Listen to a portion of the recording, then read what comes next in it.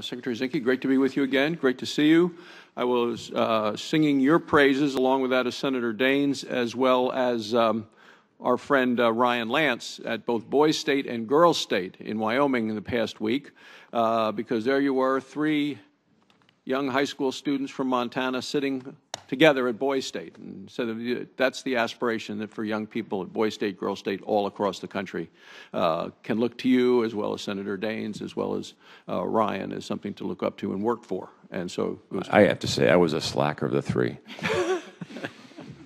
Well, you and I have spoken in the past about the Bureau of Land Management and the backlog of applications for permits to drill for oil and gas on federal land.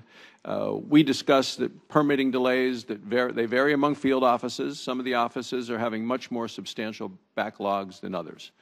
Oil and gas permitting delays directly threaten our energy security, or they threaten American jobs and economic stability in small communities. The Department's budget proposal includes a $16 million increase for the BLM program that is responsible for processing oil and gas drilling permits. Budget proposal states that this funding increase will, quote, help ensure BLM has sufficient administrative and staff capacity to quickly process applications for permits to drill. And I am encouraged by your proposal.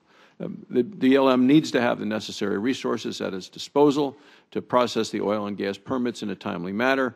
We must ensure that it allocates its resources to field offices greatest in need, such as the field office that we certainly have in Casper, Wyoming. So just ask what steps you're going to take to ensure that the BLM field offices have the resources they need to relieve some of these significant backlogs of the permits for application.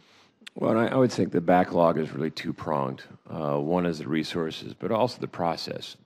In true, we want to make sure the process is fair and not arbitrary and holds people accountable. I think we all agree with that. But if it can go into these loops where all of a sudden you can't get an answer for 18 months, 2 years, you don't have any chance to actually talk to the individual that's doing it, or it can be pigeonholed, there's a problem. And I would think in 45 days, given some of where the fields are, you should have a feeling whether that permit's going to be authorized or not, or whether it can be mitigated. So a lot of it is restoring trust in our system that we're gonna do what the public expects us to do, is do a review. The review should be straightforward, trust but verify, make sure the permit process is not arbitrary, and we should work with people and be more of a partner than in some cases an adversary.